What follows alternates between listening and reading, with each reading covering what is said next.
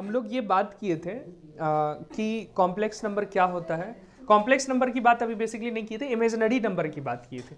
Imaginary number क्या होता है, कैसे उसको हिस्ट्री में वो डेवलप हुआ था, कैसे लोगों ने इंट्रोड्यूस किया था। उसका शुरू में कोई फिजिकल सिग्निफिकेंस नहीं था, है ना। उससे रिलेटेड हमने देखा कि कुछ बेसिक कैलकुलेशन किस तरीके से किया जा सकता है, वहीं डेफिनेशन से ही वो प्रॉपर्टी निकल करके आ रहा था, है ना। वहाँ से हम लोगों ने कुछ क्वेश्चंस भी किए थे। अभी कुछ और मतलब करेंगे, कुछ क्वेश्चंस के साथ ही शुरू करेंगे। मान लो i to the power 5 plus iota to 6 plus iota to 7 plus iota to 8 हो, या 5 से नहीं 6 से शुरू हो रहा हो। मान लो 6 7 8 आयोटा 9, इसका वैल्यू क्या होगा सम?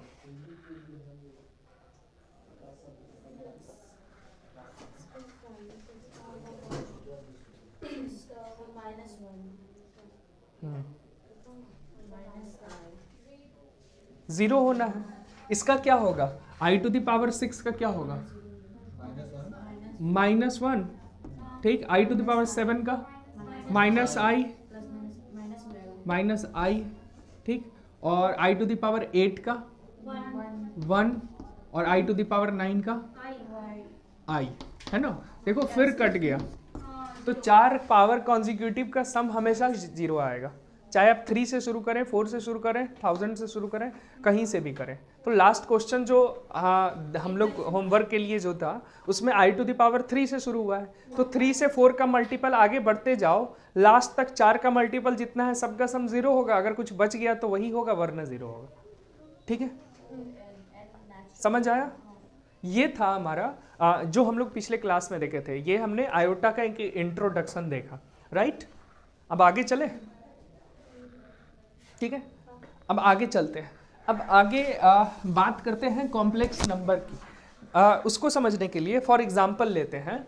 मान लो हमने कहा X square is equal to, मान लो है 5 -5, ठीक है।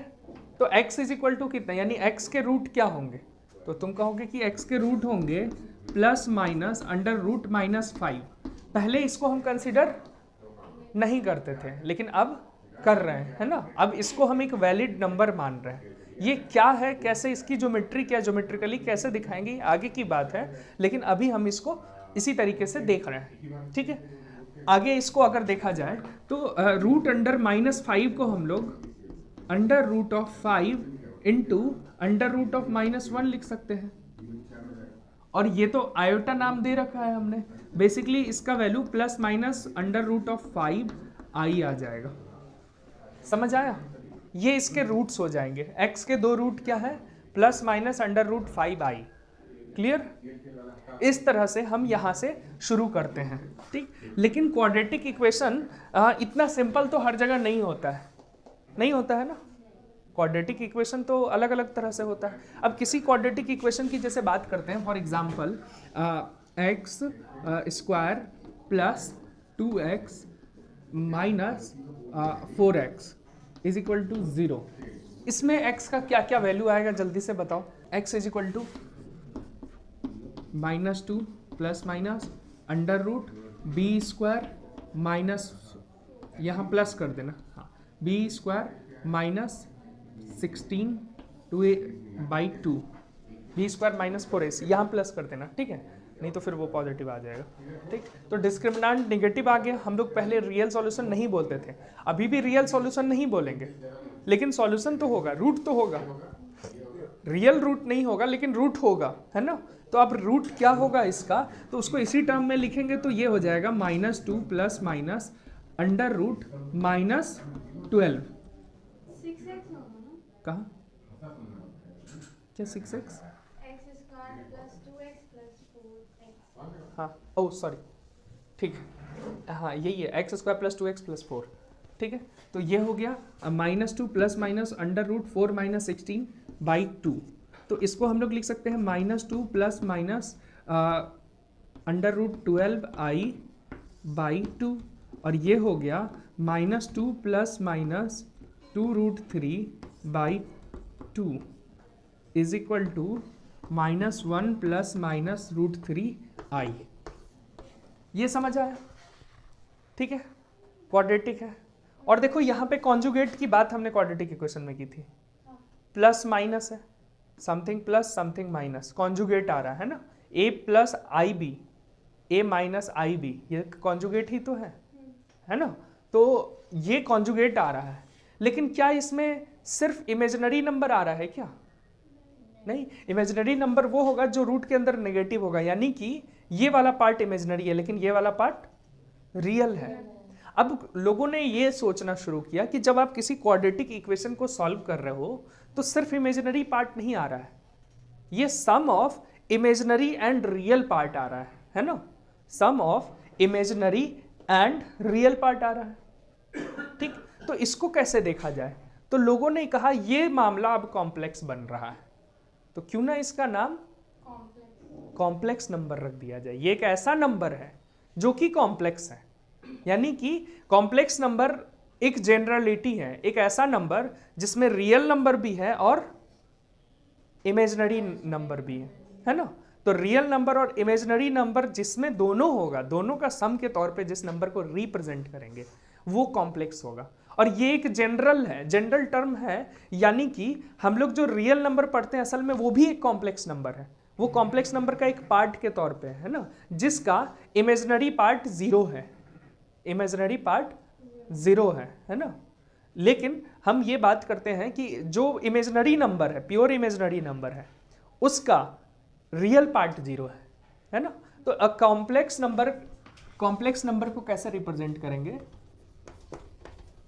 कॉम्प्लेक्स नंबर की अगर हम लोग बात करते हैं, है ना, तो हम यहां दिखा देते हैं, ये हो गया हमारा रियल पार्ट और ये हो गया हमारा इमेजिनरी पार्ट, है ना। तो ये हम लोग कह सकते हैं कि कॉम्प्लेक्स नंबर को इस तरीके से हम लोग देख सकते हैं कि ये रियल पार्ट, रियल नंबर और इमेजिनरी नंबर का एक जनरलाइजेशन है ना। तो हम सीधा रियल और इमेजिनरी नहीं बोल रहे हैं, हम कॉम्प्लेक्स नंबर को सीधे ही लिख दे रहे हैं, it is the generalization of representation of number, है ना। तो इसको लिख देते हैं, it is the generalization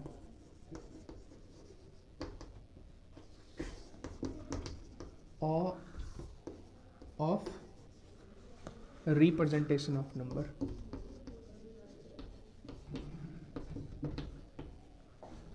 of number, ठीक है। और इसको रिप्रेजेंट कैसे करते हैं? इसको रिप्रेजेंट कैसे करते हैं?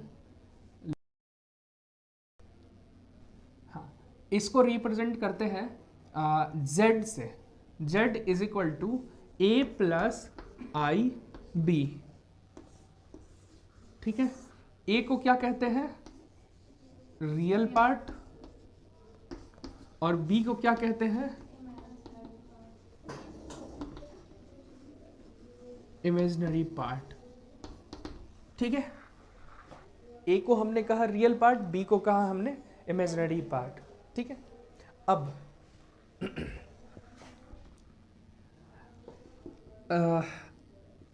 a number is called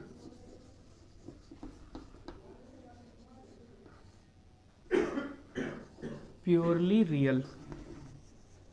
किसी नंबर को प्योरली रियल कब कहेंगे? When imaginary part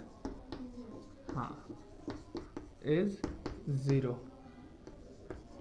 imaginary part यानी b जीरो हो जाए, है ना। और a number is called purely imaginary when it's real part, it's मत करो, रियल पार्ट इज जीरो, ठीक है। यानी कि हर वो नंबर, अब तक जिस भी नंबर के बारे में बात करें वो सब एक कॉम्प्लेक्स नंबर है ना।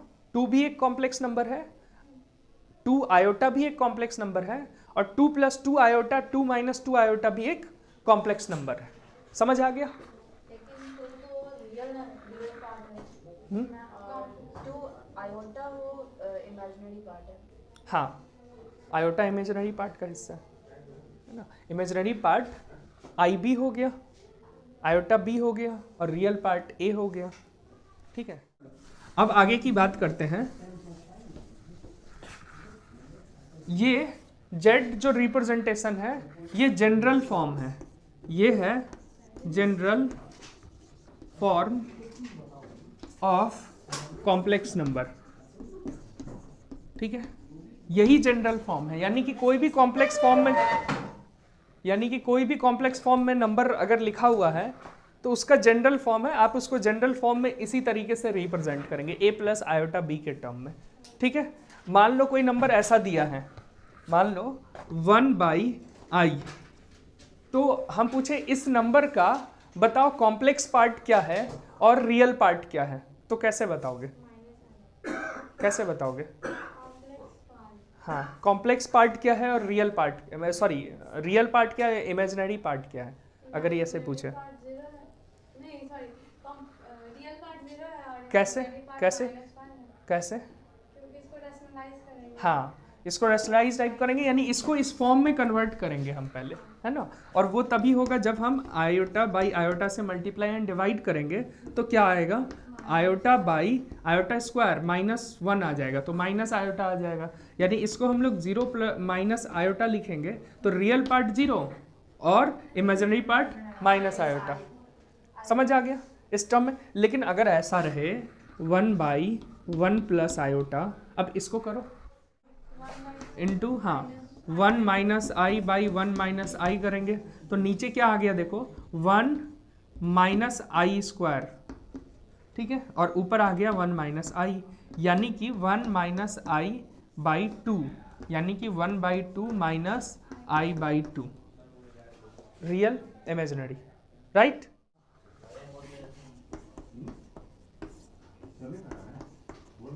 चलो इसको, तो ये क्या हो गया, 2 plus iota by 2 plus iota, तो ऊपर हो गया 4 minus 1 plus 4a square b square plus 2 to 4 iota by 4 plus 1, यानी कि 3/5 प्लस 4/5 आई। ठीक, क्लियर?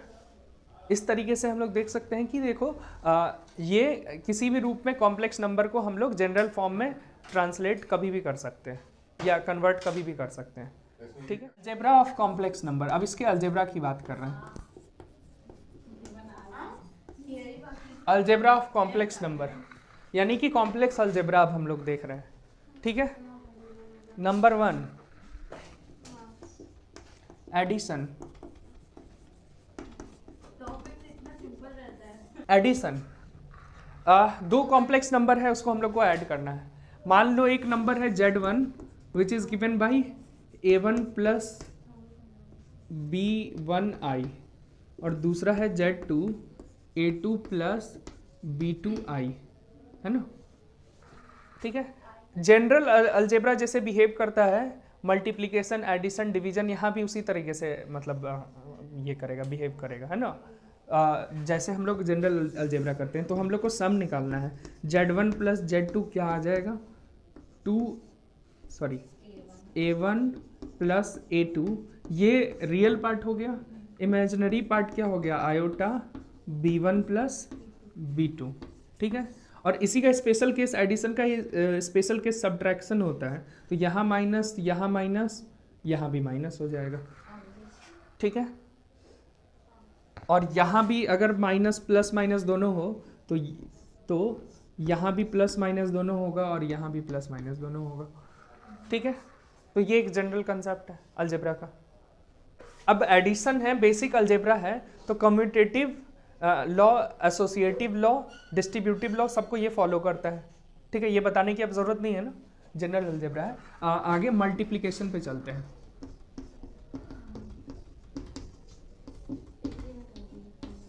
मल्टीप्लिकेशन,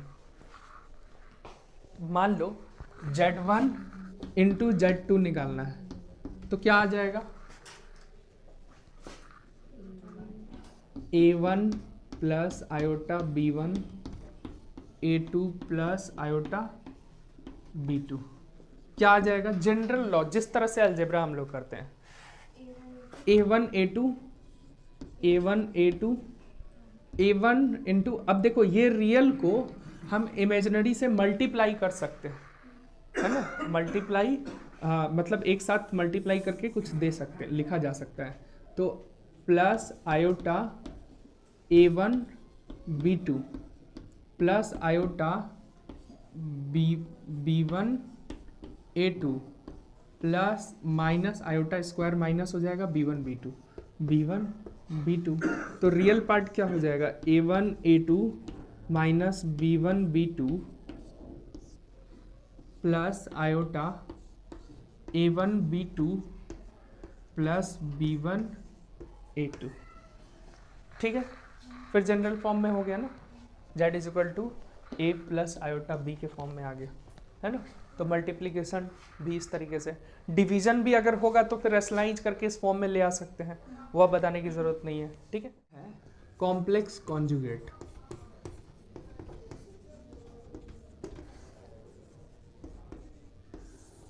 कॉम्प्लेक्स कॉन्जुगेट किसको कहें? देखो कॉन्जुगेट का कंसेप्ट हम लोग क्वाड्रेटिक इक्वेशन में देखे ना। मान लो एक इक्वेशन था X square plus 2x plus 4 is equal to 0, है ना? तो x इज इक्वल टू क्या आएगा? -2 plus minus under root B square 4 minus 16 minus 12/2, और ये आ जाएगा -1 प्लस माइनस 2√3 आई। ठीक, ये आ जाएगा, है ना?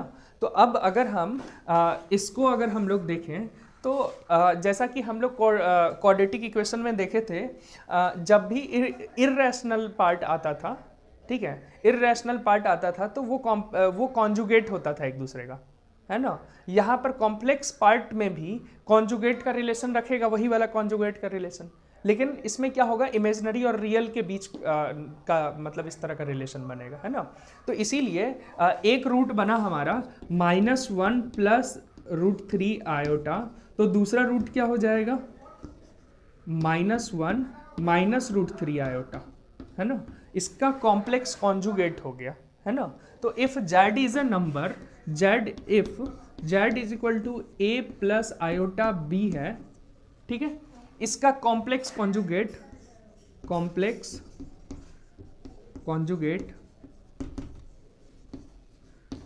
ऑफ z कैसे हम लोग दिखाएंगे? z बार, ठीक है, which is equal to a minus iota b। ठीक है, ये इसका कॉम्प्लेक्स कॉन्जुगेट होना है। ठीक है, नोट कर लो। प्रॉपर्टी ऑफ प्रॉपर्टीज की बात करते हैं। नंबर 1, अगर हम बोले z का कॉम्प्लेक्स कॉन्जुगेट है और इसका अगेन कॉन्जुगेट निकालो तो क्या आएगा?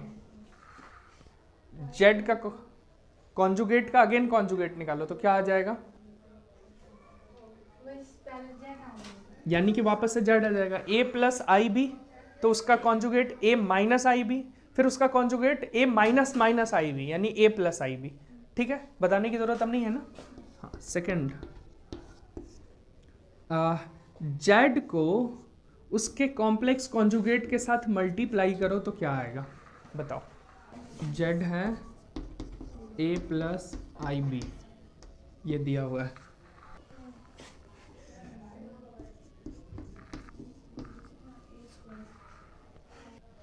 z into Z bar, a plus I B into a minus I B, a plus B into a minus B, a square minus b square, और आई बी का आई square plus 1 बना देगा, है ना, और b स्क्वायर, तो a square plus b square आ जाएगा, राइट। ठीक, अब अगर हम बात करें, इसी का एक नाम है मॉड z। ठीक है, इसका क्या मतलब है ज्योमेट्रिकली आगे हम लोग देखेंगे, इसी को मॉड ऑफ z कहते हैं। ठीक है,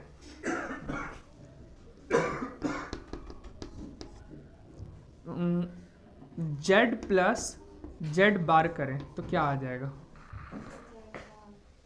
2a आ जाएगा, 2a। इसको बोल सकते हैं 2 इंटू रियल पार्ट, बोल सकते हैं, इसी तरह नंबर 4 है z माइनस जेड बार, ये क्या आ जाएगा?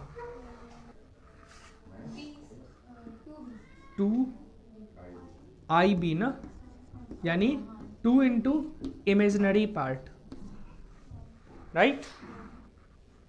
ठीक है। Z1 प्लस Z2 का बार क्या आ जाएगा? Z1 यानी कि A1 प्लस IB1 और Z2 A2 प्लस IB2, तो Z1 प्लस Z2 का बार क्या आ जाएगा?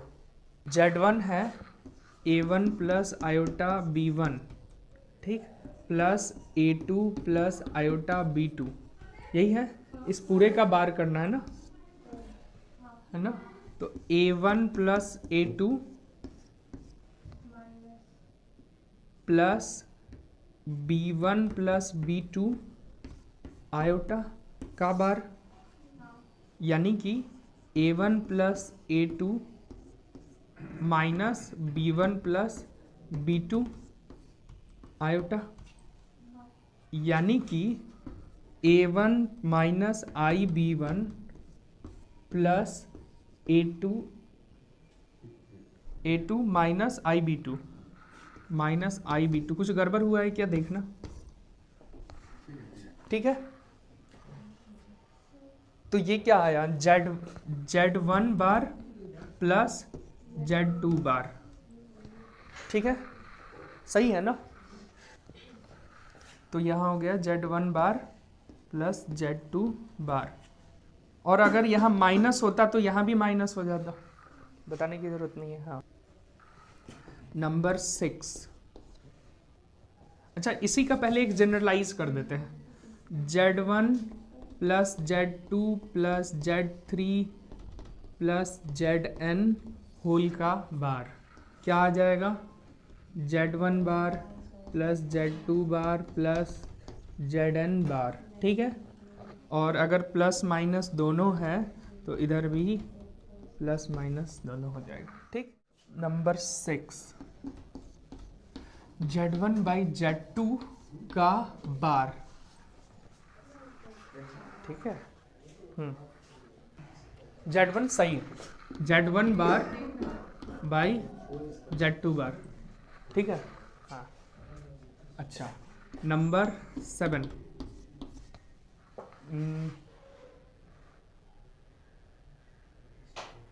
Z1 का पावर n होल का बार, ठीक है, इज इक्वल टू Z1 का बार का पावर n। क्या ये सही है? मतलब तुम लोग चेक कर सकते हो, Z1 स्क्वायर का बार करो, और अगर Z स्क्वायर का बार करो मान लो, तो 1 हटा दो, 2 है ही नहीं, तो Z बार करके फिर स्क्वायर करो, क्या ये दोनों इक्वल आएगा? नहीं। अच्छा, इसका भी general form Z1 into Z2, रुको, इसका Z स्क्वायर का मतलब कितना? A स्क्वायर, हाँ, प्लस IB का स्क्वायर प्लस 2AIB, ठीक, which is equal to A square minus B square plus 2ABI, real part imaginary part, ठीक। और इधर वाले को सॉल्व, अब A माइनस IB को सॉल्व करते हैं। A स्क्वायर प्लस IB का स्क्वायर माइनस 2AIB, ये हो गया। अच्छा, इस पूरे का बार है ना, इस पूरे का बार है, तो ये बार हटा करके यहाँ प्लस की जगह माइनस कर देते हैं, ठीक है। और ये क्या आ जाएगा? A square minus B square, ठीक, माइनस 2ABI।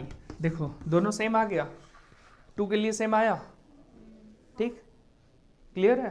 हाँ, तो 3 के लिए भी ऐसे ही हम लोग 3 के लिए भी चेक कर सकते हैं, सेम ही आएगा, ठीक है। तो यहाँ से ये फॉर्मूला बना ये। अब ये तुम लोग चेक करके बताओ, Z1 इंटू Z2 होल का बार क्या Z1 बार इंटू Z2 भर के इक्वल आएगा? इसको चेक करके बताओ, क्या ये इक्वल है, ये सही है, ये चेक करके बताओ। फिर इसी तरह Z1 into Z2 into Z3 भी रहता तब भी हो जाएगा, इंटू Zn भी, Zn तक रहेगा तब भी हो जाएगा, ठीक। और उसी का स्पेशल केस में सारे Z1 Z2 Z3 सब Z के बराबर हो जाए तो Z का पावर n इक्वल टू यही आ जाएगा, ठीक है, समझ आ गया। तो ये सारी प्रॉपर्टीज, ये सारा मतलब प्रॉपर्टी हुआ, हाँ ये प्रॉपर्टी फॉर कॉन्जुगेट हुआ। लेकिन देखो एक भी प्रॉपर्टी हमको याद रखने की ज़रूरत नहीं है, बहुत बेसिक प्रॉपर्टी है और वो ऐसे ही हो जा रहा है ना। तो ये प्रॉपर्टी इसीलिए नहीं बताएं कि याद हो जाए, बल्कि इसीलिए कि अभी तुम्हारे कंसर्न में तुम्हारे सामने ये आ गया है ना, क्वेश्चन में इसका यूज होगा धड़ल्ले से। जब तुम कॉम्प्लेक्स नंबर को सॉल्व करोगे तो उसको सॉल्व करने में कई बार स्टेप लंबा ना चलना पड़े, आप इसका सीधे इस्तेमाल कर सकते हैं, है ना। तो ये क्वेश्चन में आगे यूज होने वाला है। तो ये प्रॉपर्टी सारी थी। आज के क्लास में हम लोग इतना ही